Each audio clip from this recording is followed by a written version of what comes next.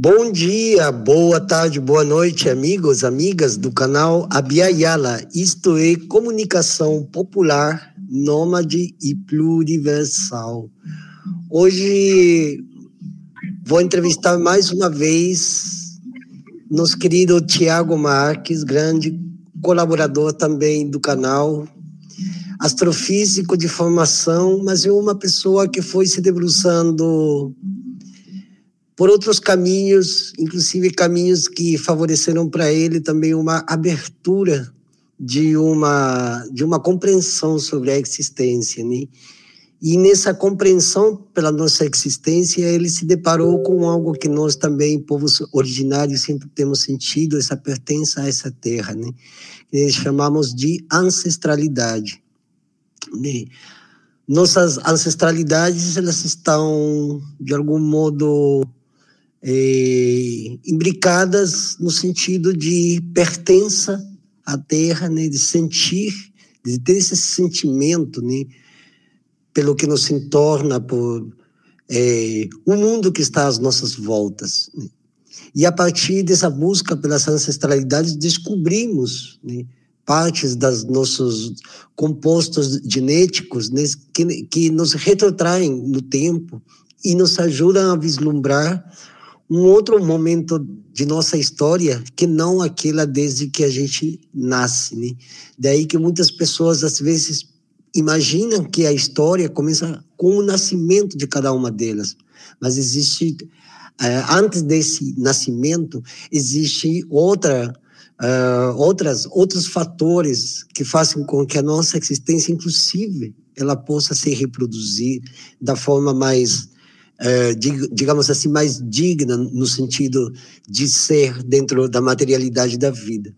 E Tiago, ele depois de muitos meses de pesquisa, quizá anos, aliás, né, ele chegou a construir um site, né, uma página pela internet que trata justamente desses temas, né, sobre a genealogia, sobre o que é a genealogia, né? O que é a lógica mesmo, qual que é o discurso também que existe atrás desse mito de descoberta, de desencoberta, né, das nossas ancestralidades, de desencobrir eles, né? Conhecer eles, né? E vou deixar então com ele, para que se apresente. Tiago, boa noite, tudo bem, primo? Puranga-Pituna. Boa noite, primo. Um prazer estar de volta aqui no seu canal. Dessa vez com um projeto pronto, né? Quando a última vez que eu estive conversando contigo havia ideias, mas não prática. E a motivação veio vindo. Nós continuamos a conversar, ideias vieram surgindo. E finalmente hoje o projeto é uma realidade. É um projeto que está nascendo, em 2 dias completará apenas 1 mês de vida online, mas espero que ele prossiga por um longo tempo, porque é um projeto que tem diferentes objetivos diante do que eu entendo ser diferentes necessidades, não só da população em geral, mas eu confesso minha também, pois um dos objetivos do projeto, são vários, mas entre eles está o de facilitar o acesso ao entendimento e à reflexão. Eu descobri que eu simplesmente não conseguia conversar com a minha baixinha. Ela tem 6 aninhos completos agora recentemente, e uma vez ela me fez uma pergunta do porquê as coisas caem, e como você mesmo disse, eu sou astrofísico, a primeira coisa que me veio na cabeça foi a ideia de explicar gravitação para ela. Quando eu terminei de explicar, minha esposa virou para mim e falou: você lembra que ela só tem 5 anos? E aí eu descobri que eu não sabia comunicar com uma criança pequena, e essa era a minha filha. E isso eu tenho observado também, não só na área da física, mas na matéria do conhecimento de uma maneira geral. Existe um grande problema dos acadêmicos, pessoas que frequentaram a academia, estudaram, publicam artigos, em comunicar com a população em geral de uma maneira simples. Fora que há outro problema, que é a questão da seletividade da informação. Ainda na América, temos uma visão eurocêntrica, temos um estudo eurocêntrico. Nada contra estudar a Europa, muito pelo contrário. O conhecimento não ocupa espaço. Entendo que a gente também tem que estudar a Europa, temos que estudar a Ásia, temos que estudar a Oceania, mas praticamente nada se fala da América. Eu me lembro, por exemplo, de meus livros de ensino fundamental, como era chamado na época, quando ia falar dos indígenas americanos, eram 3 páginas que juntavam os maias, astecas e incas e acabou. Tupi? Tinha uma meia página ali, talvez, mas ninguém falava da ancestralidade. À medida que eu fui estudando genealogia, como você me falou, uma área que eu já estou aí há quase 15 anos, outro fato que eu observei deveras interessante é, de volta ao caso da seletividade, as pessoas tendem muito a selecionar o tipo de ancestral que querem ter, ao invés de aceitar o ancestral que possui. E diante desse cenário, é possível observar que, durante séculos, autores tentaram forçar a ideia que descendiam exclusivamente de europeus, criar linhagens ditas nobres, reescreviam histórias de seus ancestrais para fazê-los um tipo de pessoa que era desejável, ao invés de expor realmente que eles são. Felizmente, a genética entrou recentemente nas nossas vidas. Lembrando que aqui, um caso recentemente, é no contexto de história humana, dado que temos milhares de anos de história, e a genética está aí há menos de meio século, e ela está nos ajudando a descobrir que boa parte das pessoas que se diziam europeus, e nós nos debruçaremos nesse caso hoje, numa continuação até de algo que já havíamos exposto na nossa última reunião, são indígenas, mas que foram omitidos. Outro caso interessante de seletividade que eu venho observando e ainda lamentavelmente prossegue na sociedade como um todo é o racismo estrutural. Pessoas tendem a omitir ancestrais que foram escravizados, tendem a omitir ancestrais negros, mas há 2 erros nesse processo. Em primeiro lugar, é fácil observar em documentação antiga que reis europeus também têm ancestrais escravizados. E, em segundo lugar, conforme estudos das ciências biológicas vêm nos mostrando já há séculos, desde que Darwin propôs a evolução por seleção natural, todos temos um ancestral comum oriundo da África, ou seja, todos descendemos de negros. Então, há muitas barreiras que foram sendo criadas, há muitos muros que foram sendo criados, que necessitam ser desconstruídos para que as pessoas tenham visões mais amplas, saiam das bolhas e consigam absorver mais conhecimento. Então, esses são as motivações para criar esse projeto. Eu vou começar a compartilhar a tela aqui para poder mostrar a todos qual o projeto que está no ar e as próximas etapas, as etapas futuras. Primeiro, debatendo um pouco sobre tudo o que eu falei aqui, boa parte já está lá. Quando vocês entram no projeto, o link do projeto é historytraces.org. O nome do projeto está em inglês, mas, na verdade, é um projeto multi-idioma. Aqui, por exemplo, vocês estão vendo em português e eu pretendo já na próxima semana começar a entrar com espanhol nele, que são as 3 línguas que eu tenho um domínio. E, obviamente, uma coisa importante desse projeto, esse é um projeto que é um software livre, ou seja, é de domínio público. Se vocês entrarem, toda vez que vocês verem um link do projeto, vocês clicarem nele, aparecerá aqui na direita o link externo para eles, para você poder buscar informação, e vocês vão ver que o software está disponível no GitHub, de maneira que todos possam vir a contribuir e auxiliar o crescimento e a expansão do conhecimento. Uma coisa que eu costumo dizer sempre é que conhecimento é bom quando você adquire e melhor ainda que quando você compartilha. Então, esse é um projeto de código livre, ou seja, tudo que vocês viram aqui está disponível no GitHub.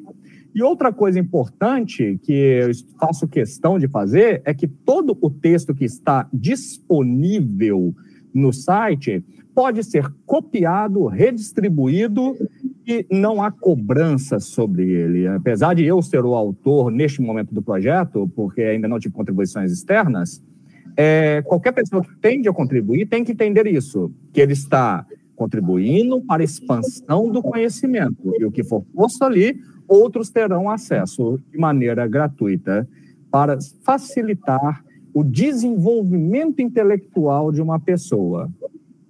No momento, o projeto está focado em duas áreas, a história e a biologia. As duas estão aqui em paralelo, mas muito em breve a matemática entra por trás, pois como físico, eu entendo que a matemática está em todos os locais, incluindo a história. E vou demonstrar isso, vou começar a escrever textos em breves, os quais tratarão da história com a matemática. Inclusive, entendo que muitos dos erros que iremos discutir aqui hoje ocorreram justamente porque as pessoas esqueceram de usar a matemática, pois se usassem, não teriam cometido os erros que podem ser considerados primários, não no sentido que eles são pessoas inferiores, longe disso, mas são erros do primário no sentido de, por não ter tido um conhecimento, justamente por causa dessa falsa ideia que ciências humanas e ciências exatas caminham separadas, então as pessoas acabam negligenciando coisas que poderiam auxiliá-las. O projeto, como eu disse, é um projeto reflexivo, e o Ludwig, ele é culpado de parte desse projeto. Por enquanto, na seção indígena, nós temos o Ken, que é fruto de longas conversas com Ludwig, que é um crítico, e corretamente, um crítico de um pensamento cartesiano. Eu diria até que temos um sério problema no ensino fundamental e no ensino geral brasileiro, provavelmente que também afeta toda a América Latina, já tive a oportunidade em distintos países, que é o fato que muitas das vezes somos ensinados a memorizar, mas não a refletir sobre determinado assunto. Essa ideia do Ken veio dessas conversas com o Ludwig, de refletir sobre os eventos, e a ideia é sempre começar com alguma pergunta, quem, e adicionar a pergunta logo em seguida. Então, por hora, o site já tem duas perguntas. Quem disse que indígenas são diferentes? Isso é um problema que eu vou explorar rapidamente aqui nessa live, e que, infelizmente, até os dias de hoje, é possível entender, ouvir absurdos que indígenas são pessoas que estão isoladas, indígenas são pessoas que são inferiores e não têm celular, com coisa que celular ajudou alguém a desenvolver alguma coisa. Muito pelo contrário, eu tenho entendimento que equipamentos eletrônicos, às vezes, reduz a capacidade cognitiva das pessoas, pois a facilidade evita com que pessoas reflitam. E também tem outra reflexão que já foi posta aqui, que é com relação de quem descobriu Abya-Yala ou América. Essa questão da palavra descobriu é muito complexa e também já foi abordada no site. Então, prosseguindo aqui, vamos começar por um ponto importante, uma mentira que é comum observar, que é dizer que indígenas são diferentes, que indígenas eles não estariam no mesmo patamar. Como disse já previamente, todos descendemos de um ancestral comum oriundo da África. Entendo que todos somos homo sapiens. Mas essa questão de diferenciação que é abordada aqui para reflexão é algo extremamente antigo.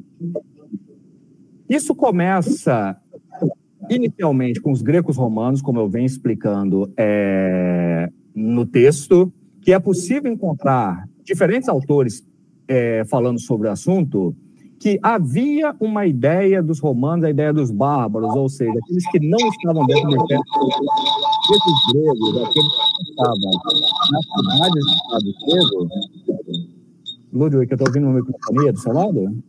Oi, você está me ouvindo? É que eu entrei pelo telefone aqui, eu queria saber se estava me ouvindo. Eu não estou conseguindo ver a tela, por isso que eu entrei pelo telefone. Pode continuar. Eu só estou fazendo. Vamos lá. Então, eu observei durante esse estudo, esse é um estudo reflexivo, que os greco-romanos tinham essa ideia de quem estava fora era um bárbaro, ou seja, você já quando você classifica o outro de uma maneira diferente, você tem objetivos distintos. O primeiro, quando você se coloca diferente do outro, você se põe já num patamar. É raro você ver alguém que vai falar, eu sou diferente daquele porque eu sou inferior. Não é essa a tendência. Então, os greco-romanos tinham essa ideia de trazer o outro como bárbaro, alguém que está fora, e um dos artigos que eu exponho fala sobre isso, que é a ideia que, eles não são como nós temos que fazer uma política diferente, nós somos melhores que eles. E essa herança, essa ideia romana, permanece, mesmo quando com invasões de bárbaros depois, você vai ter mantido essa ideia, pois eles foram, entre aspas, romanos durante o tempo, na Península Ibérica. Mas esse não é o único ponto que é abordado, que afeta diretamente a ideia de superioridade que se vê ali na região da Península Ibérica. Tem um trabalho que, apesar de eu não concordar totalmente, e atenção aos nossos ouvintes, internautas, leitores, que você tem que questionar tudo, inclusive esse projeto. Esse projeto, não entendam jamais, por favor, que isso é uma ideia de doutrinação, que o que está aqui é a mais pura verdade. Não, isso é um trabalho científico, e na ciência a dúvida é a base dela. Então, tudo que está aqui deve ser questionado, o motivo pelo qual você sempre vai ter fontes. O trabalho de Ibn Khaldun, eu acho incrível, mas eu discordo de um ponto dele. Ibn Khaldun foi um grande historiador árabe que ele explica em sua obra como foi possível o Império Árabe sair de nômades e chegar no status que ele chegou. Essa publicação dele está disponível no Archives, então vocês conseguem visualizar tudo que eu estou falando lá. Sempre que vocês observarem no site a informação, vocês podem clicar, como eu disse, você vai ter a página, em alguns casos, que ele é citado. Por exemplo, que estamos falando aqui sobre a diferenciação que os árabes criaram, está na página 118 e 119, e ele trata de uma coisa muito triste. Ele claramente fala de povos que estão abaixo de uma região, que ele chama lá de povos de Lan-Lan, e ele trata como se não fosse humano, como se ele não agisse como os árabes eram. Lembrando que os árabes, no século VII, começam a dominar a Península Ibérica e, até o fim da Reconquista, também influenciam diretamente os povos ibéricos. Ou seja, tínhamos no início uma ideia greco-romana de superioridade que fazia com que os povos externos fossem bárbaros, e logo em seguida vemos os árabes que chegaram a dominar, e Ibn Khaldun fala isso no seu texto, com relação a escravos negros. Isso já é reportado no século XV. Antes de haver toda a escravidão no Brasil, os árabes já falavam disso. Já tem um processo de inferiorização de um outro povo, que seriam os negros por parte dos árabes, ou seja, europeus e asiáticos, obviamente esses são termos que usamos hoje, se colocando no nível acima porque ambos desenvolveram uma ideia de um império.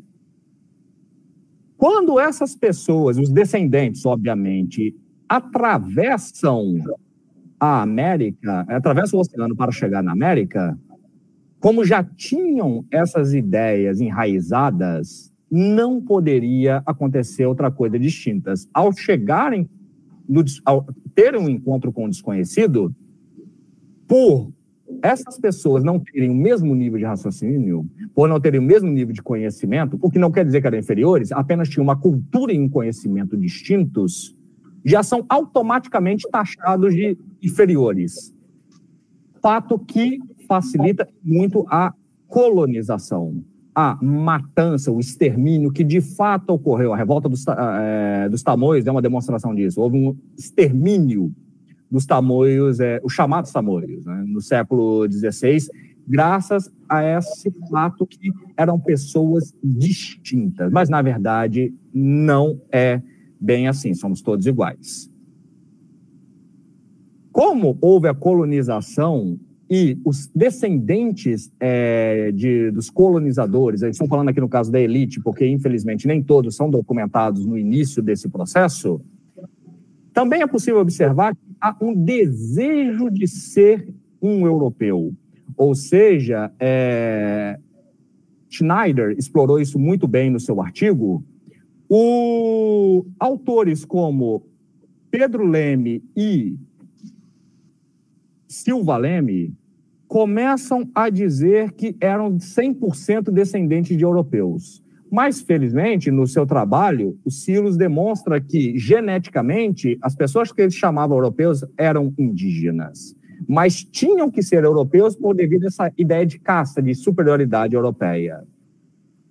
E boa parte da visão indígena, isso eu exploro nesse texto também, lamentavelmente, acaba ficando desconhecida porque ou não era registrada, ou, em casos piores, nós tivemos a destruição de códices maias por colonizadores espanhóis. Então, acabamos não entendendo muito bem o que os indígenas passavam. Mas, ao olharmos o que sobrou dos textos maias, por exemplo, vemos que mesmo você tendo guerras, as guerras tinham outro sentido aqui na América. Tanto que o sentido de antropofagia, que foi levado pelos europeus, por alguns escritores, a ser considerados os indígenas inferiores, é completamente diferente do sentido de inferioridade. Havia um sentido de respeito ali. Não que devemos fazê-lo nos dias atuais, mas não era uma mesma visão de extermínio, como havia de sacrifícios humanos em outras regiões da Eurásia.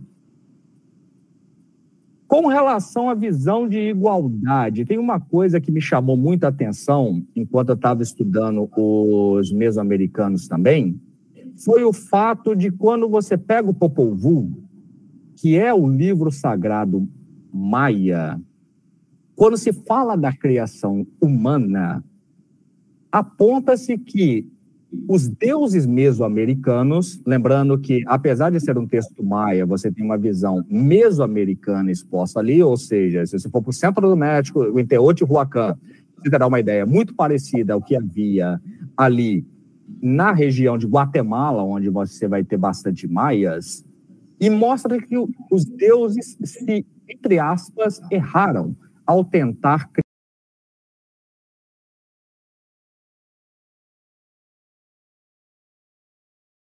criar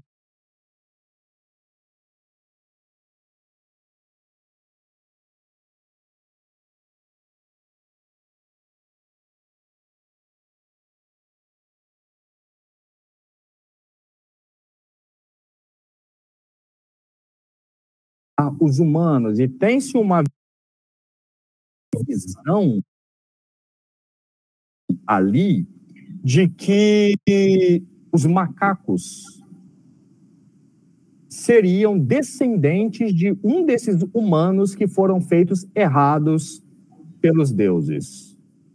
Isso no meu entendimento, fantástico, mas eu chamo a atenção nesse texto para uma coisa importante. O fato que deuses criaram homens que não estavam como deveriam ser, e esses se originaram, depois viraram macacos, não deve ser confundida com a visão e o que nós sabemos hoje, através da evolução humana. Darwin propôs que humanos e macacos têm ancestrais comuns. Erroneamente, algumas pessoas que não entendem ou nunca estudaram Darwin informam que humanos deveriam ser de macacos, mas isso nunca foi escrito na obra dele e não é isso que se entende por evolução. Ou seja, há uma visão de igualdade a tal ponto, no texto do Popol Vuh, que vemos que outros animais também são tratados como humanos, mas não há uma ideia de superioridade, não há um antropocentrismo visível nesses textos. Então, isso é uma coisa que me chamou muita atenção, na contradição, como falamos no início, da ideia de bárbaros e de superioridade dos asiáticos e europeus frente a outros povos, com uma visão que observa-se no Popol Vuh que uma certa igualdade entre monos, outros animais, e os seres humanos. O grande objetivo dos textos que nós estamos vendo aqui é levar à reflexão. Então, quando eu chego na conclusão do texto, sempre haverá perguntas que eu fui observando, fui anotando para deixar o autor refletir. Por exemplo, você tem dificuldade em assumir que todos somos iguais apenas por preferências e gostos distintos, e isso infelizmente ocorre, até mesmo em torcida de futebol, alguns se pensam superiores por torcer para o time A em detrimento do time B, mas geneticamente não há como comprovar essa diferença de superioridade. E prossigo perguntando, por que você tem que ser superior ao outro? Isso a gente viu muito e infelizmente continuará vendo nas eleições que estão ocorrendo de norte a sul da América, que se fala que um lado tem pessoas inferiores, do outro tem os superiores, de um lado está o correto, do outro está o errado.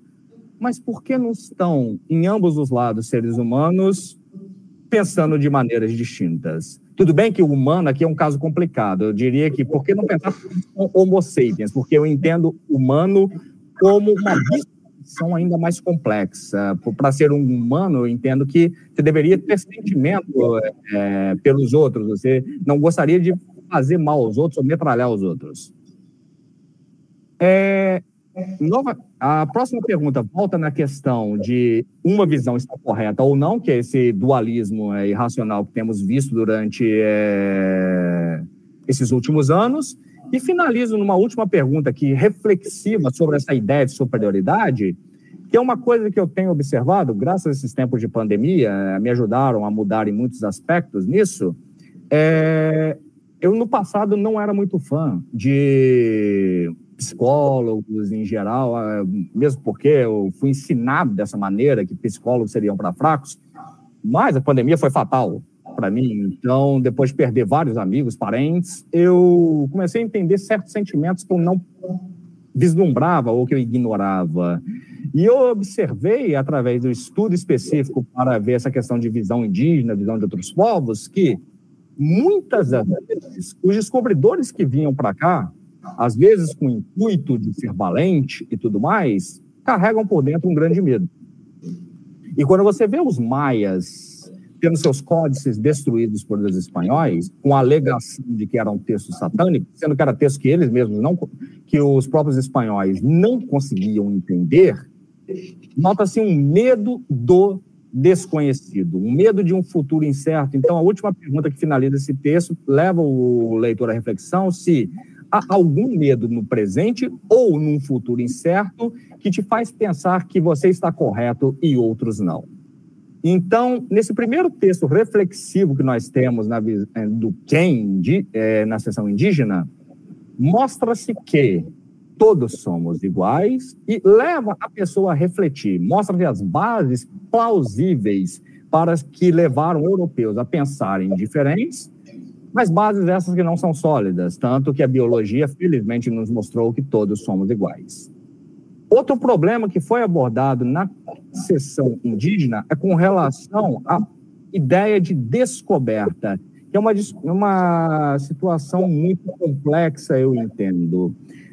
Sempre vemos, através de crianças que são ensinadas a memorizar, se você faz uma pergunta, quem descobriu o Brasil? É automático, Pedro Álvares Cabral. Só que aí você pega os textos do descobrimento e fala-se que houve contato com outros humanos, que são os indígenas. Ora, como que você pode ter descoberto algo se quando você chega no lugar já estava alguém lá? De maneira análoga, nós vamos ter com Colombo e a parte espanhola da Península Ibérica. Como que Colombo pode ter descoberto a América tendo encontrado indígenas aqui também? Então, a ideia de descoberta passa por uma coisa que o Ludwig gosta muito de falar, do problema que as pessoas estudam letras, mas não as palavras. A pessoa não se atenta para o significado exato do que está dizendo. Às vezes, soltam as palavras como se não tivesse impacto, jogam elas no ar, e às vezes até para a pessoa parece que está fazendo sentido e que ela está dominando o assunto. Mas graças a esses tempos de internet, onde pessoas são formadas na universidade do WhatsApp ou do Facebook, como gosta de falar o Sakamoto, na UOL, se não falha a memória, temos muitos especialistas em nada que conhecem sobre tudo. Então, a ideia de que vem aqui nesse texto de quem descobriu a Abya-Yala e a América é justamente refletir sobre o termo descoberta. Sabemos, por exemplo, que não foi Colombo o primeiro europeu a cruzar. A primeira pessoa a vir para cá foi um viking. Mas mesmo assim, tanto na questão da descoberta numa visão do mundo cristão, que teria Colombo como personagem principal, como na descoberta da visão viking, o que é exposto no site é que nem Colombo, nem Leif Erikson foram as primeiras pessoas a de fato vir para cá. Ou a visualizarem. Houve outras pessoas fazendo isso antes. Mas não era interessante que essas pessoas que viram assumissem o papel de protagonista.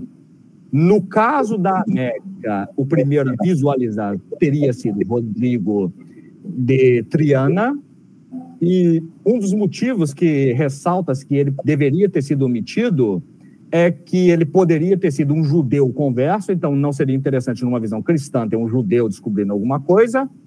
E nas sagas vikings, nós teríamos Bjarne Helgeson e não Leif Erikson. Mas Leif Erikson era muito mais importante por ser filho de Erik the Red. Então, troca-se a personagem também de maneira que uma personagem mais importante seja o descobridor. Atenção para os fatos. O descobridor não descobriu, como já dissemos, e quem é reportado ter descoberto não foi o primeiro a ter feito. Ou seja, a deturpação independente da visão, seja da visão cristã ou da visão viking, o descobridor não descobriu. Seja por ter sido a pessoa que se desejava dizer que se descobriu ou por já ter indígenas aqui. Quando nós vamos estudando mais a fundo o caso, e aí temos que novamente olhar a genética e a antropologia, nota-se que recentemente foram, por exames genéticos e dados arqueológicos que vêm sendo descobertos, que primeiramente pensava-se numa América descoberta há 12, 15 mil anos. Hoje já se fala em 30 mil. E o bom na ciência é que nada impede que no futuro isso seja expandido ou seja cortado, que não seja 30 mil, seja 20.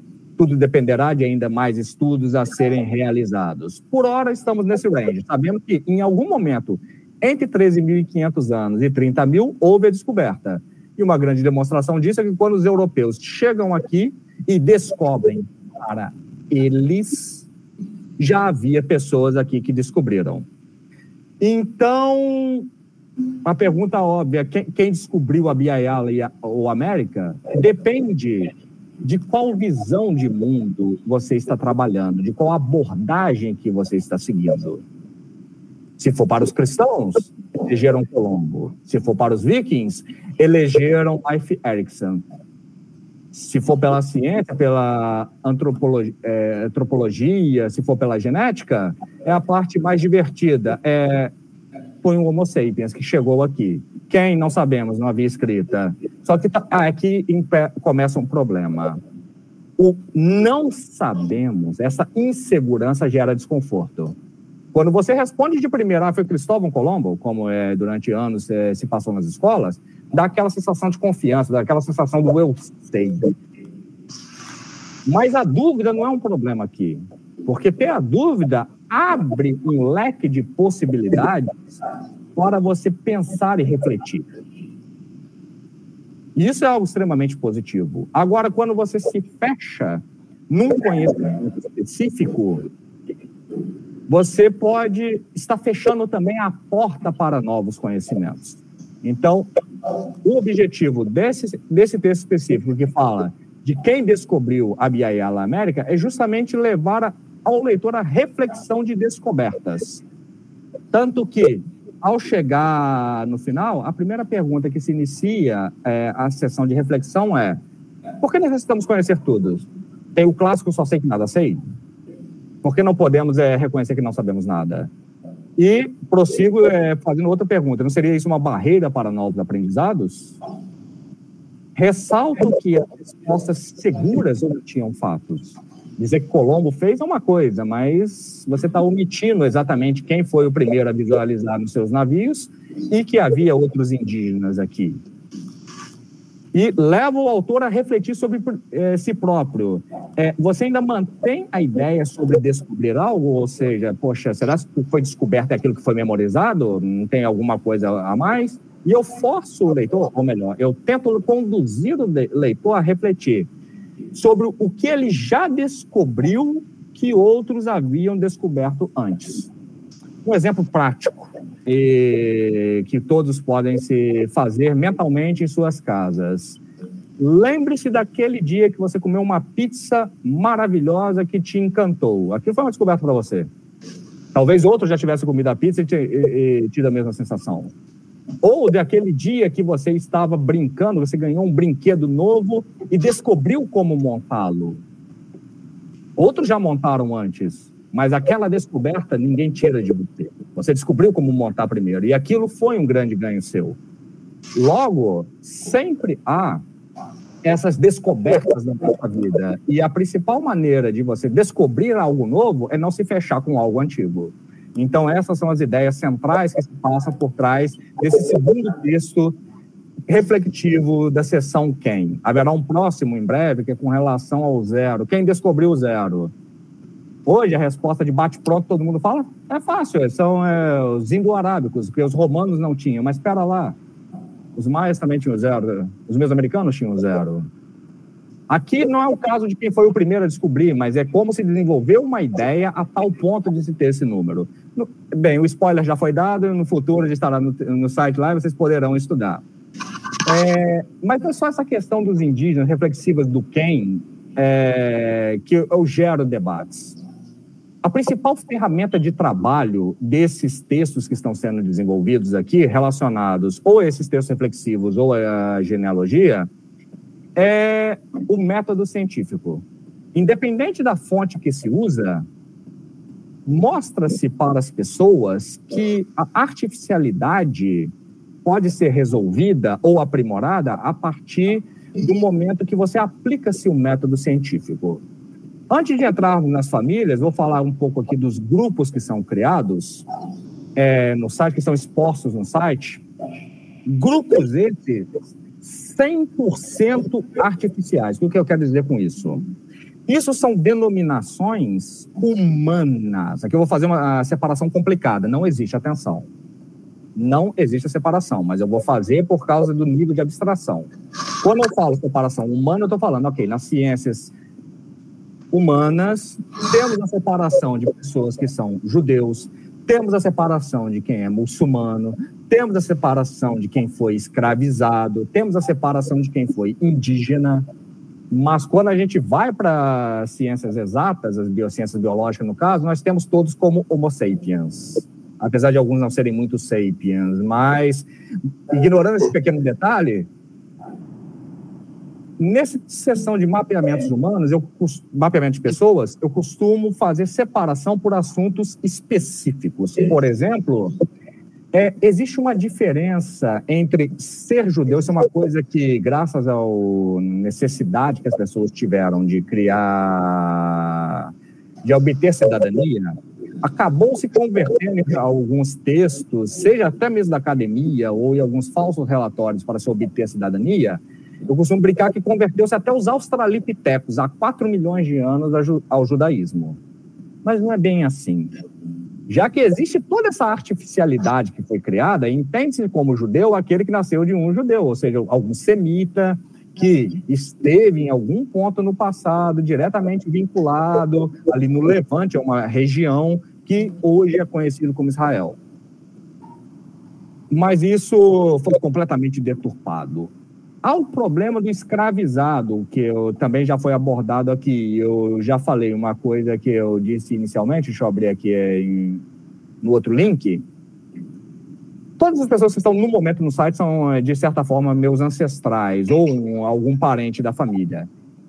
Os Banu Qasi, que são uma família importante para a história de Navarra, é uma família que tem por base um conde que converteu-se ao islamismo tão logo começou-se a ocupação islâmica ali na Península Ibérica. E esses Banu Qasi, um dos seus descendentes, Lub ibn Musa, casou-se com uma pessoa que foi escrava viking. Atenção, Lub casou-se com uma pessoa que é escrava viking. E esta pessoa é ancestral de diferentes reis que estavam ali na região. Obviamente, como estamos falando de uma religião muçulmana, e Lube era muçulmano, é possível também, não se pode descartar por completo, que os descendentes não sejam desta pessoa que foi escravizada. Pode ser de uma outra mulher, dado que a poligamia é permitida no mundo muçulmano. Mas até que se prove o contrário, até que se encontre mais textos reportando sobre o assunto, sabemos que houve esta mulher dita escravizada e que ela seria ascendente dos reis europeus, ou seja, reis europeus sendo escravizados, alguns pelo menos. E também eu trabalho com a questão uma questão bem interessante, que é a classificação que os europeus dão a uma ancestral minha. O termo aqui, Joaquina Cabra, se vocês clicarem em qualquer desses links aqui da sessão, vocês serão direcionados diretamente à informação sobre aquela pessoa, os dados daquela pessoa. E o termo cabra aqui não é sobrenome nem origem. Lamentavelmente, outra artificialidade humana, pessoas no século XIX poderiam ser classificadas não somente de acordo com a cor, sendo chamado pardo ou negro, mas dependendo do seu status social e liberdade, recebiam outros adjetivos também, como cabra. Esse cabra quer dizer que a minha ancestral, que foi escravizada, era negra, diferenciava-se dos outros negros por ter uma liberdade um pouco maior. E por isso foi taxada como cabra no livro de batismo da sua filha, que é a Anastácia. Voltando aqui agora, temos, como disse, a separação entre outros povos, mas tem um caso muito interessante que é com relação aos indígenas americanos, que somos provavelmente boa parte da população brasileira descendente. No início, se você pegar os textos que eu peguei quando eu comecei a trabalhar com os textos do século XVIII e do século XX, eu observava que havia reportes de indígenas. Você tinha os indígenas de Piratininga, que entra aqui Tibiriçá, que companheiro João Ramalho, que sai lá de São Vicente, deslocando para São Paulo. Você teria os ururais, que são os indígenas que estavam com Piquerobi, irmão de Tibiriçá. E você tem também um caso que foi detectado anos depois, numa devassa que houve no Espírito Santo, de algumas pessoas que passaram a assinar dias que também seriam indígenas. Temos os dias de São Vicente também, que teriam relação direta com Piquerobi, mas famílias como Leme e Rodrigues de São Paulo, Betim também, já não eram classificados dessa maneira. Ao contrário, os Rodrigues teriam pessoas que, deixa eu até entrar aqui, porque eu acho que isso aqui vale a pena demonstrar, e isso está explícito no site, teriam iniciado com Antônio Rodrigues, que é companheiro de João Ramalho, e de acordo com textos antigos, esses dois irmãos, Garcia Rodrigues e Isabel Velhos, seriam irmãos dos mesmos pais e mães, de acordo com textos que foram disponibilizados do padre Jorge Moreira. Só que aqui entra uma parte interessante, a biologia e a genética nos ajudando. Observou-se que a Isabel Velho tinha um tipo de DNA que não é observado em uma das filhas. As supostas filhas dela possuem DNAs mitocondriais diferentes, ou seja, não são filhas da mesma mãe. Isso é uma coisa que eu começo a explorar aqui, mas o mais importante dessa história toda é o fato que a esposa do Antônio Rodrigues, que seria Antônio Rodrigues, tem o DNA A2, então ótimo, isso está confirmado, DNA mitocondrial, que ela é indígena. Mas quando a suposta Isabel Velha deu B2, não se negou-se a origem indígena dela, mas, por outro lado, conseguiu-se desvencilhar que fosse filha da mesma mãe, as duas pessoas. Há um outro problema que eu exploro aqui ao falar da família Rodrigues, que é o caso que tanto Garcia Rodrigues quanto Isabel Velhos eram ditos oriundos do Porto. Isso simplesmente não faz sentido. O exame genético demonstra isso. Para você assumir que eles fossem do Porto, as filhas, as descendentes, não poderiam ter o DNA mitocondrial que você tem hoje. Então, isso é uma coisa que eu venho aqui descrevendo no texto. Falo da ideia de Américo Porra, que já tinha dito isso já lá nos anos 50 e veio confirmado depois. E vemos toda essa linhagem aqui que vai descender boa parte da elite paulistana, tendo a sua origem diretamente vinculada a indígenas. Mas textos antigos forçavam eles a serem naturais da cidade do Porto, na Europa e em Portugal. E tem até um caso interessante que eu me lembrei aqui, deixa eu voltar aqui no texto superior, na introdução. É uma hipótese que tenho, não posso comprová-la, por isso é apenas uma hipótese, depois falamos um pouco mais sobre o método científico. Quando se fala sobre Antônio Rodrigues, você se debruça sobre as documentações antigas, você vê claramente que Antônio Rodrigues tinha terras num local que era conhecido Porto das Naus. Isso foi explorado por Serafim em um dos seus trabalhos. Eu entendo que tentaram fazer este porto, que era ali, na costa brasileira, se tornar o porto em Portugal. Isso é uma abstração, é apenas uma hipótese, não estou afirmando categoricamente. E essa seria a única justificativa plausível para aparecer a citação de Porto nos textos que foram escritos primeiro no século XVIII e depois no século XX. Felizmente, tudo isso foi reorganizado e, para isso, tem uma coisa que eu gosto de desenvolver no site. Deixa eu pegar aqui o caso dela. Perfeito. O caso da Isabel Velho. Para isso, em diferentes famílias do site, é aplicado e é ensinado a utilização do método científico de uma maneira simples, sucinta. Então, por exemplo, o caso da Isabel Velho, que os exames genéticos demonstram ser ela ser ela uma indígena.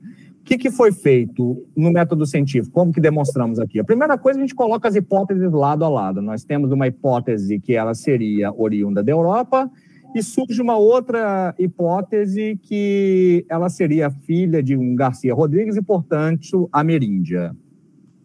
Na segunda parte da aplicação do método científico no site, é levantada quais são as fontes primárias que permitem validar essa informação. Então, existe um documento que foi feito em português em Vimieiro, que foi usado pelo Freitas, Eugênio de Freitas, e existe também a segunda hipótese, que é através de atas que estão disponíveis na Câmara de São Paulo e o processo de canonização do Santo Padre José de Anchieta. E, finalmente, é ensinado ao leitor, depois de colocar as hipóteses lado a lado e atrás da documentação, fazer a análise delas, análises que nos levam para este caso específico aqui, desta Isabel Velho, a concluir que é impossível que se desejava Eugênio de Freitas, primeiro porque a fonte primária que ele trabalha não dizer o que ele disse que ela estava dizendo. E, em segundo lugar, porque se fosse verdade o que ele disse, esse é um caso que eu amo, a suposta filha da Isabel Velho, de acordo com a visão que ele tinha antes no seu artigo, ela seria 26 anos mais velha que a mãe. E aqui entra aquele problema que eu falei de isolar a matemática das ciências humanas. Não é possível. Se Eugênio tivesse se debruçado sobre os textos, se ele tivesse primeiro tido acesso a todos os textos que eu tenho, a gente não pode descartar isso. O texto do canonização do Padre José de Anchieta foi publicado apenas em 96, enquanto o texto de Eugênio de Freitas foi escrito em 51. Então, aqui tem várias coisas a serem analisadas. Primeiro, o conceito de verdade. Verdade relativo. Desculpa eu trazer essa má notícia para você nessa noite. Então, você não dá para entender que o que foi escrito em 51 vale para hoje. Se há novos documentos aparecendo, novas descobertas devem ser analisadas a fim de reescrever o entendimento, a fim de reescrever o conhecimento. E Os textos do padre José de Anchieta demonstram isso. Não se pode ter uma filha 26 anos mais velha que a mãe. O texto do Freitas tem outros problemas anacrônicos, porque mesmo que não tivesse o texto do padre José de Anchieta, no texto de Vivieiro, se você pegar o texto que é de 1590, quando há a repartição do prazo, lá, a repartição das posses no dito documento, você tem um documento falando em 1590 de pessoas que aí, alguns deles ainda nem tinham casado, e essas pessoas já eram reportadas no Brasil no ano de 1560. Então, houve um pequeno problema de, talvez, na felicidade de ter encontrado homônimos, que é o caso aqui, ou seja, encontrou-se casais com o mesmo nome em Portugal e aqui no Brasil, e tentou-se fazer os dois um só, ignorando pequenos detalhes, como nós acabamos de descrever. No projeto, eu continuo demonstrando para diferentes famílias, sempre que há, por exemplo, um haplogrupo, que nós temos exames genéticos conhecidos, como é o caso aqui da Maria Garcia, vocês sempre verão uma informação do DNA mitocondrial dela, demonstrando que a pessoa, que aquela família específica teria um indígena como ancestral. E aqui voltamos novamente à questão da família Leme, que eu acho deveras interessante. A Maria Garcia, que nós vimos ali, casou-se com ninguém mais, ninguém menos que o Bandeirantes Fernão Dias Pais. Alguns textos, e eu, inclusive, subir um texto nesse final de semana, costuma adicionar a ele o sobrenome Leme, justamente por ele descender da família Leme. Uma coisa que me chama a atenção, e eu já publiquei, relacionada ao Fernão Dias Pais, que é um dos meus ancestrais, é o tratamento dele com relação aos indígenas. Por que digo isso? Já falamos, havia aquele problema dos europeus e descendentes deles tentar criar uma ideia de nobreza e seletividade de ancestrais que o conduzia todos a terem ascendentes europeus quando não possuíam. Fernão Dias Pais é filho de Pedro Dias com Maria Leite da Silva. Essa Maria Leite é deveras interessante a história dela. Novamente forjaram a linhagem dela, dizendo que o pai dela, que seria homônimo de outra pessoa que viveu nas Açores, teria uma linhagem milenar, seria uma pessoa de família muito nobre, rica, etc. e tal.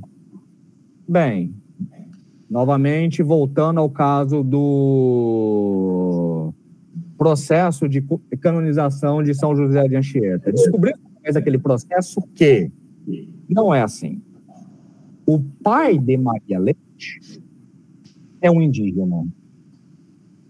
E a mãe de Maria Leite, por exames genéticos, descobriu-se que é descendente de indígenas. Ou seja, estamos falando aqui que Pedro Dias Pais, que é descendente da família Leme, pela linhagem materna dele, seria Lucrécia Leme, casou-se com uma indígena cerca de 140 anos, mais ou menos, após a assinatura do Tratado de Tordesilhas, sendo que um tio distante dele, Rui Leme, foi testemunha no Tratado de Tordesilhas.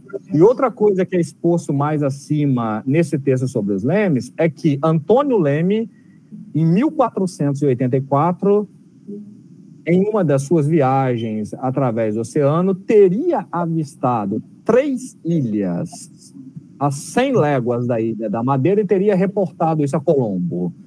Nas próprias memórias do Colombo, isso não fica muito claro se seria verídico ou não, e os textos que eu estou falando estão os textos, através desses links que vocês estão vendo aqui no site, basta clicar para vocês terem acesso ao original, seja uma fonte primária ou seja ele um texto que é escrito, que eu chamo aqui de referência. E nós vemos que a família Leme está diretamente ou indiretamente ligada ao que se chama de descobrimento da América pela visão cristã. Lembrando que nessa visão, aceita-se Colombo, apesar de ele não ter sido o primeiro a ser visto. 140 anos depois tem um casamento com uma indígena. Desse casamento nascerá Fernão Dias Paz. Conclusão óbvia. Ora, se a esposa Maria Leite tem o DNA mitocondrial indígena, esse DNA também é passado por Fernão Dias Paz. Ou seja, a parte do corpo de Fernão Dias Paz que gerava energia, produzia energia, que são as mitocôndrias, e permitiu que ele fizesse todas as suas caminhadas, fizesse, entre aspas, a descoberta das esmeraldas, volto nisso rápido daqui a pouco, porque é muito engraçado, era tudo indígena. Mas, mesmo assim, uma coisa chama muita atenção quando a gente vê os atos dele relacionados a indígenas. Diogo de Vasconcelos, por exemplo, cita que ele tinha milhares de escravos, além de muitas aldeias de índios. Lembrando que, no caso, nós entendemos hoje como indígenas, mas o texto de Vasconcelos, escrito em 1904, cita como índios, que era a ideia ainda errônea da época. Ou seja, ponto triste número 1. Uma pessoa que tinha ancestrais indígenas tinha milhares de escravos indígenas.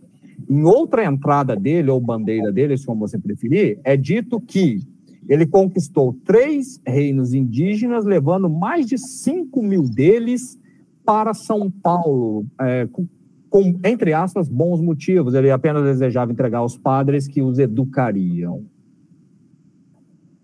Perguntas que nos vêm à cabeça. Como que alguém que, de certa forma, tem sangue indígena, o DNA mitocondrial dele mostra isso, isso é indubitável, poderia fazer isso com pessoas que também são do mesmo sangue seu?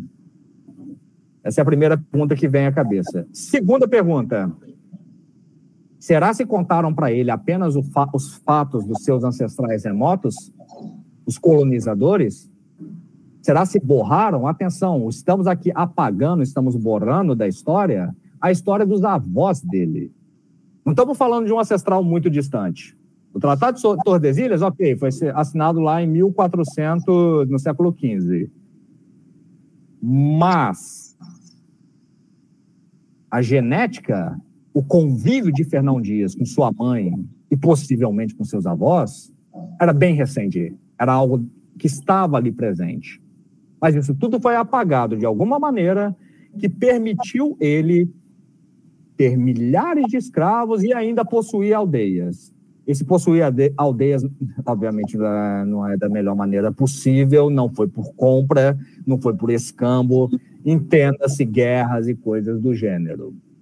Então, isso é uma coisa que chama a atenção. E ele não é o único bandeirante famoso a ter algum tipo de relacionamento tão próximo com indígenas.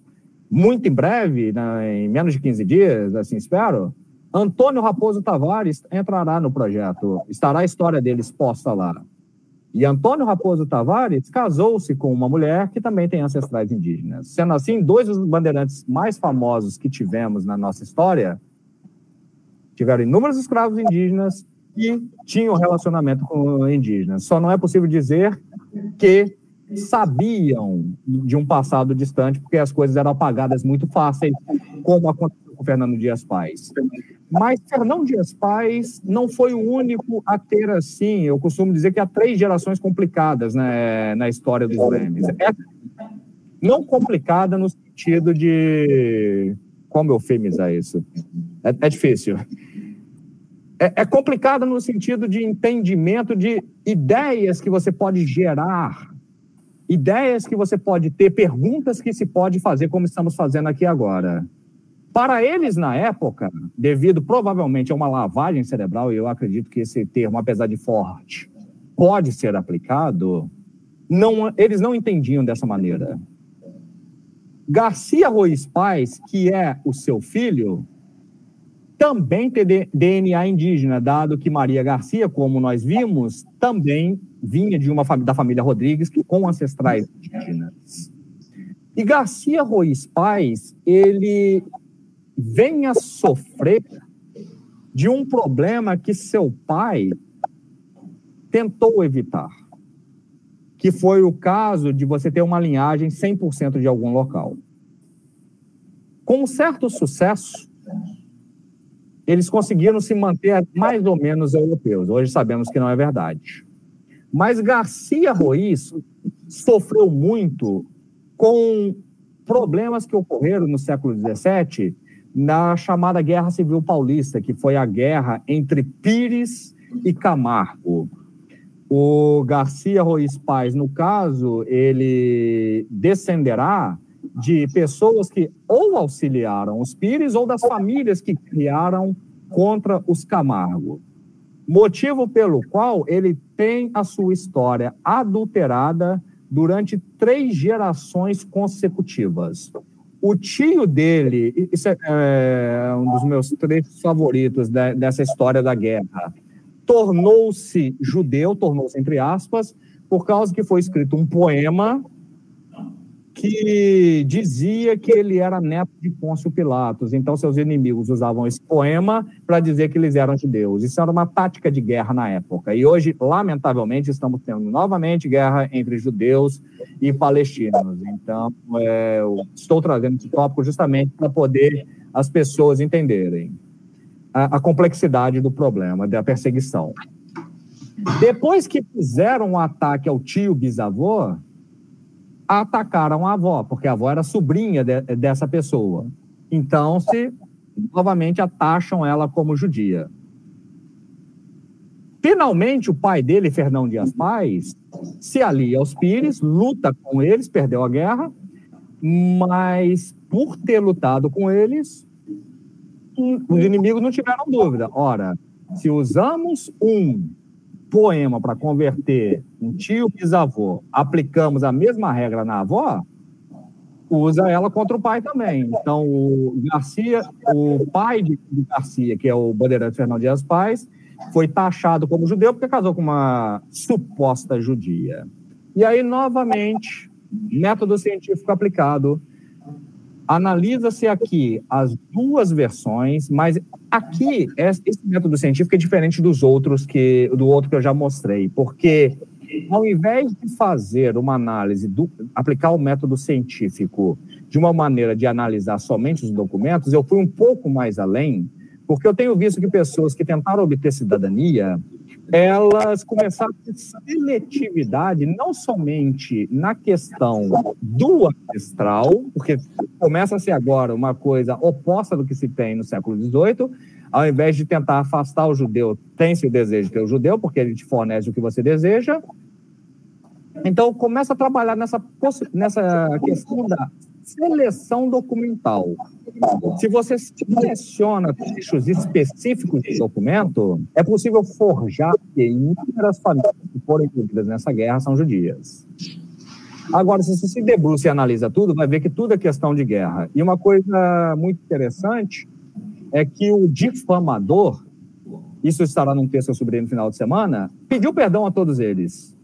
Mas isso é uma coisa que as pessoas ignoram, porque não é o desejo deles ter esta parte na sua história. Ou porque não desejam ter, ou porque desejam ter um judeu para ter uma cidadania, ou porque não desejam ter judeus. Eu me lembro uma vez trabalhando com uma pessoa, ela me disse o seguinte: toda história tem 3 lados, a sua, minha é a verdade. Então, o caso dessas famílias que foram envolvidas na Guerra Civil tem muito disso. Se você quiser ter um ancestral judeu para ter cidadania, então você vai achá-lo. Se você quer ter uma família 100% cristã, também é fácil mostrar que, para esse caso específico, basta fazer uma análise documental. Mas a verdade é a combinação de tudo. É muito mais complexo. Então, esse é um dos objetivos do projeto, que é levar a questão da reflexão da pessoa não somente aceitar seus ancestrais como quem eles foram, mas entender como a história, e por consequência, nossa história, é reescrita de tempos em tempos a fim de se atingir um objetivo comum. As pessoas que hoje em dia afirmam categoricamente, fazendo seletividade documental, que seus ancestrais são judeus, se pudessem voltar no passado e chegar para o ancestral e falasse: meu avô, muitíssimo obrigado, graças ao fato que você é judeu, eu consegui o que eu queria, é bem capaz que ele mataria essa pessoa, porque Fernão Dias Paz matou seu próprio filho. Só que as pessoas não pensam nesse pequeno detalhezinho, que a reformulação histórica tem implicações. E eu vou pegar esse exemplo para trazer para outro problema que nós temos no dia a dia e que afeta grandes populações indígenas. Ora, se você chegasse para Fernão Dias Paz, dependendo da lavagem cerebral que fizeram nele, dissesse que, olha, a gente fez um exame e seu sangue é indígena, talvez não gostasse. Mas como ele tinha muitos escravizados, talvez te escravizasse. Porque você fala, você tem sangue indígena, então seu lugar é ali junto com meus escravos. E talvez refutasse. Então, essa ideia, essa classificação artificial, volta na questão da artificialidade de novo, de chamar o povo X, o povo Y, falar que um povo está certo, o povo está errado, é artificial. Somos todos homo sapiens. Eu entendo que devemos entender que temos divergências. Obviamente, estamos numa situação muito complexa, que vemos indígenas sendo perseguidos diariamente, ainda temos um maldito racismo estrutural atrapalhando muitas pessoas que são descendentes de escravizados a progredirem. Meu avô paterno, por exemplo, ele dizia que ele era descendente de índio. Entendo ser isso louvável, mas jamais consegui provar. Mas consegui provar que ele era escravizado, que ele tem ancestrais escravizados. Então, eu sou levado a refletir que talvez meu avô, e essa é a parte triste, dissesse ser descendente de indígenas, porque se ele dissesse ser descendente de quem realmente era, seria descriminalizado. Então, a ideia desse historytraces.org é tirar a pessoa da estagnação, é levar a pessoa à reflexão, é quebrar barreiras, é tirar aquela estúpida ideia que a ciência só faz teoria, então não está provado. Não, muito pelo contrário. A teoria é a prova com base em todos os dados que nós temos hoje. Tanto que toda vez que eu termino a aplicação do método científico, eu coloco em latim QED e faço questão de colocar entre parênteses, até que apareça outro documento, afinal, na ciência sempre questionamos. E esse é o ponto central do projeto. É o questionamento, é a não aceitação de uma informação que ou foi adulterada ou de uma história que foi escrita de acordo com uma necessidade específica. É tentar entender todos os lados e, a partir daí, visualizar o que acontece lá. Próxima etapa do projeto, já que estou parando por aqui com a explanação dele. A próxima etapa do projeto é entrar a minha querida matemática. Como eu disse, vai entrar um texto na seção quem, novamente, sobre quem descobriu o zero relacionado aos indígenas. E a partir desse texto será desenvolvido toda uma ideia, todo um ensino de matemática baseado no corpo humano, baseado na história indígena. Porque na escola eu tenho certeza que a gente vai aprender história europeia, então beleza, deixa eu fazer aqui nesse projeto uma maneira diferente, mas que traga para o mundo real. Às vezes a matemática parece matemática, né? Que o professor chega, coloca uma fórmula, diz que aquele resultado, memoriza peão e se vira com isso.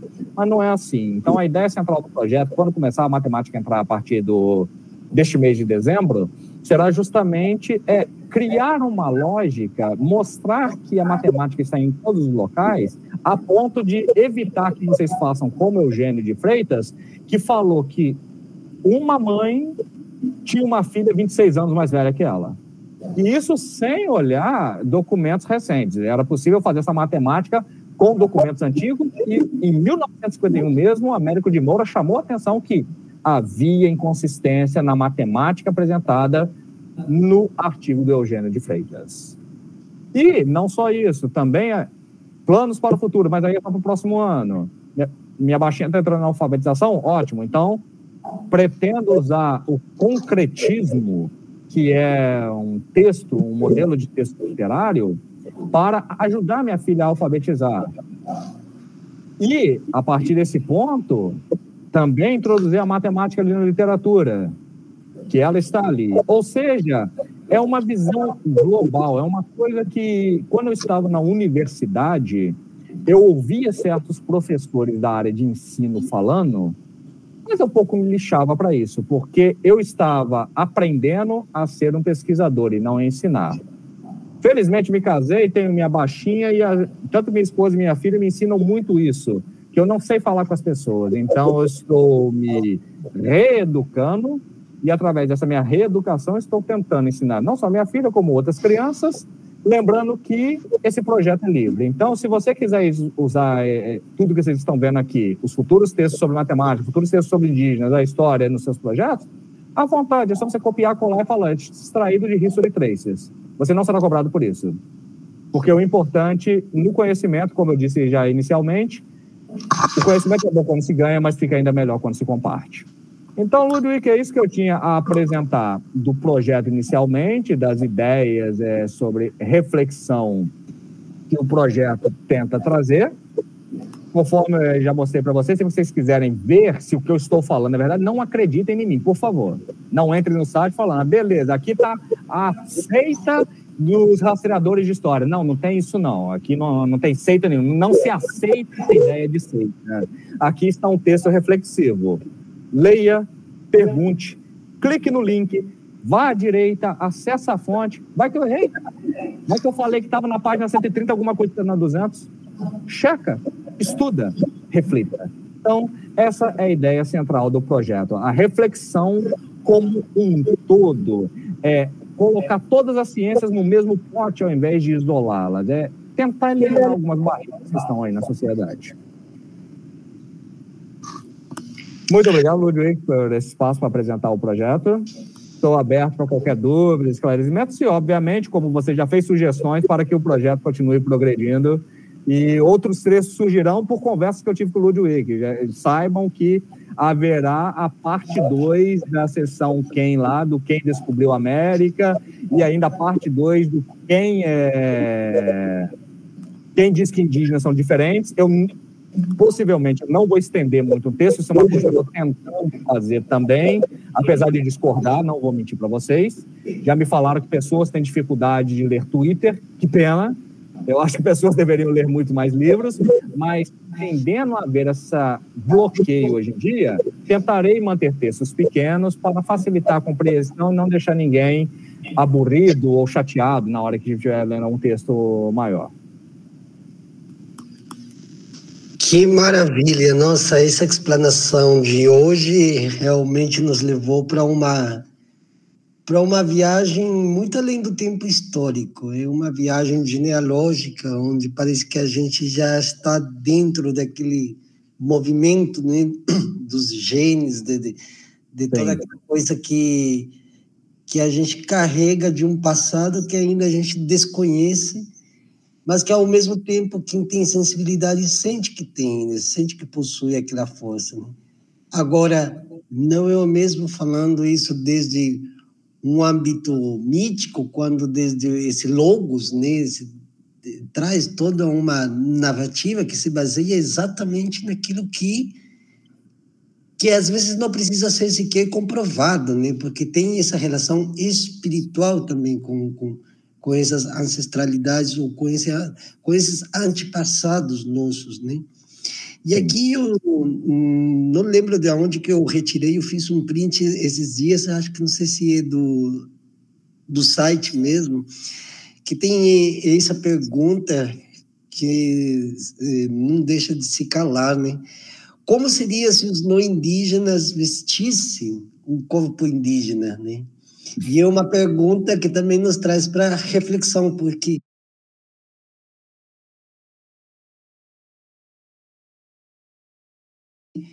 até o ponto que eu conheço, por exemplo, em que a gente se sente indígena muito além de qualquer comprovação científica.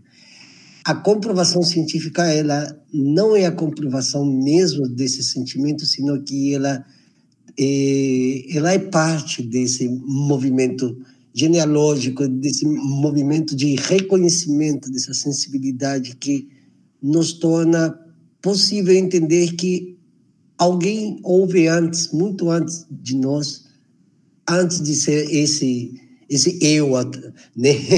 Esse eu cartesiano, né? Esse eu atual, né? Que ainda se configura como eu, né? E tem outra coisa muito interessante que você coloca nessas reflexões, né? Quem disse que indígenas são diferentes? E quem de fato descobriu a Abya Yala Américas, né? Quem de fato descobriu a Abya Yala, né? E a diferença entre uma suposta descoberta de Abya Yala e uma descoberta das Américas oficializada e com todos os aparatos técnicos da época que fizeram inclusive apagamento deles mesmos, de história dentro deles mesmos, que foram coadjuvantes desse descobrimento, né? Ficaram fora das páginas da história, né? Ou da historiografia, ou em alguns casos a historiografia consegue falar sobre esses personagens, mas não traz, né, um conteúdo que relacione justamente toda essa dinâmica entre o tempo e os antepassados, e todo um passado que houve antes de que nós estivéssemos aqui, inclusive, e que personagens da história estiveram ali, né? Você citou, por exemplo, Rodrigo de Triana, que é uma das personagens que, inclusive, a gente estudava na escola, né? Mas ele foi totalmente apagado, foi totalmente nevoado, ele ficou meio como que nas trevas e não foi mais, né? E outra coisa que me chamou a atenção fazendo esse gancho, né, o termo difamação, né? Existia a fama, e aqui eu quero linkar com uma coisa que eu descobri nas cartas de Pedro de Valdívia, né? Que se fala que é o grande descobridor, conquistador, ou aquele que levou, que conseguiu levar a civilização para o que hoje nós conhecemos como Chile, né? E ele, nas cartas dele, ele deixa bem claro que o que ele realmente queria, e que era uma cosmovisão de alguns setores sociais das hierarquias já existentes na Europa, no século XIV, né? De ter fama, de fazer fama, de criar uma ambiência onde a sua figura como ego conquiro e ego cogito, né, seja relevante a essa pessoa, né? E Pedro de Valdívia queria poder e fama, e ele conseguiu poder e fama. E eles, muitos tentaram difamar ele, mas não retiraram a fama, né? E esses são movimentos também da história que passa muito, inclusive, para os próprios grandes historiadores, são pormenores, são detalhes, né? Se dentro desse quadro a gente encontra essas contradições, esses contraditórios também, né? Que dirá, então, dentro do âmbito da genealogia, né? De entender como esse interior nosso humano, como essa imensa maquinária que nós sustentamos durante a nossa existência, ela traz partículas de, vai saber quantos milhares de anos, né, Tiago? Quantos anos, quantos milênios, quantos séculos, que nós nem temos ideia e às vezes nem conseguiremos chegar a isso, né? Mas hoje, com, digamos, o avanço dos procedimentos científicos, dos métodos, né, e das ferramentas, né, tem se conseguido pelo menos um mapeamento desde essa ótica da genealogia, de estudar células e os telômeros e todos esses termos técnicos que a genética utiliza, né, as telomerases e quanta coisa, né? Tiago, tem alguma coisa ali que você queira agregar a tudo que já foi dito? Não, somente agradecer mesmo pela oportunidade de estar aqui no seu canal novamente, né, expondo esses textos, o início do projeto, né, como eu disse, é um projeto que oficialmente completa um mês em 2 dias, mas é um projeto crescente. Haverá toda uma parte de alfabetização, a parte da matemática, eu sei que eu vou entrar numa seara muito complicada, né, porque a separação está tão sólida entre ciências exatas e humanas que eu vou tentar unificá-las de uma maneira simples, sendo que eu tenho dificuldade de conversar com uma criança de 6 anos sobre isso. Então, tenho refletido bastante como expor isso, mas não tenho dúvida que eu vou me esforçar o máximo possível para tentar fazer a matemática simples. Afinal, o objetivo é ensinar uma criança de 6 anos. Então, eu farei o melhor que eu possa ali para ir quebrando essas barreiras e unindo. Como eu disse, hoje já temos história e biologia caminhando lado a lado ali no site, e a tendência é que outras áreas do conhecimento se expandam e que haja, pelo menos em algum local, texto disponível e gratuito, uma maneira de se aprender sem usar a visão padrão. Aprender questionando, que é o principal objetivo do projeto. Então, não tenha dúvidas que o projeto prosseguirá. É um projeto gratuito e farei o melhor e espero que haja colaboração de outros, como está tendo. Existe uma parte do site de agradecimentos, que eu agradeço pessoas que colaboraram de alguma maneira, direta ou indiretamente com o projeto. Ludwig está lá, por exemplo. E hoje, por exemplo, eu estive conversando com um professor de história que me mandou um e-mail, né, agradecendo, que eu citei lá, porque ele sempre me mandava informações, e me mandou mais alguns dados. E aí eu até brinquei com ele, sugeri, olha, você está mandando muita informação boa aqui, por que a gente não senta junto e escreve alguma coisa para colocar lá? E era justamente sobre a evolução humana, né? Então, a tendência, e é o meu objetivo, é justamente pegar com pessoas de diferentes áreas e juntarmos de maneira a fornecer o conhecimento de uma maneira simples e acessível a todos. É isso aí, muito obrigado. Ao Etecatu, aliás, muito obrigado por esse reconhecimento. E desde que a gente se conheceu, eu comecei a seguir o seu trabalho aí, até hoje estou achando uma coisa maravilhosa, justamente por essa viagem no tempo, né, no tempo interior, inclusive, se quer chamar assim, né? Eu queria saber se o site pode ficar na descrição do vídeo. Né? Então, ele vai ficar na descrição do vídeo para quem quiser, os inscritos. Ao mesmo tempo, para vocês compartilharem esse vídeo, se inscreverem, inclusive, comentem, sugiram, participem. Temos um grupo, inclusive, de debate e discussão e reflexão, principalmente, né, sobre variados assuntos, também sobre assuntos ligados à história, né? E aqui nós temos vários importante assinalar isto, né, que nós lidamos desde diferentes arestas, né? Nós conversamos muito com o Tiago e eu sempre trago muitas questões desde o âmbito semântico, né, de como a história foi escrita, de como os documentos relatam, né, frases, né? Por exemplo, eu tenho as atas de São Paulo do século XVII, e a gente ingressa nesse mundo de estudar esses registros históricos, que não é fácil, e, ao mesmo tempo, o pesquisador, no sentido geral, não são reconhecidos, né? Não somos reconhecidos, né? Deveríamos ser mais, tanto pela sociedade quanto pela própria, digamos assim, institucionalidade pedagógica, porque nós debruçamos não em fontes do jeito vulgar como se conhece, sino em registros, documentos escritos, né?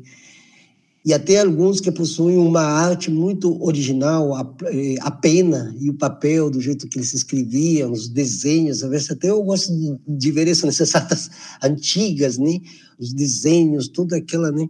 Mas que traz um conteúdo muito mais profundo sobre o que realmente aconteceu, principalmente aqui em Abya Yala, Américas, o que aconteceu. E somente assim para nós reconhecermos também essa parte da história que precisa ser reparada e as descobertas das nossas ancestralidades que precisam também de uma reparação histórica. E essa reparação histórica, ela é abrangente, né? Ou seja, ela praticamente atua dentro de todas as disciplinas existentes. E esse trabalho que nos traz Tiago é um trabalho muito importante e também pertinente para os tempos que nós vivemos, né? Paramos por aqui, então, muito agradecido. Ao mesmo tempo, também quero agradecer o GAP Filosófico aqui na pessoa de Alberto por ceder, né, esse espaço virtual, né, para essa entrevista.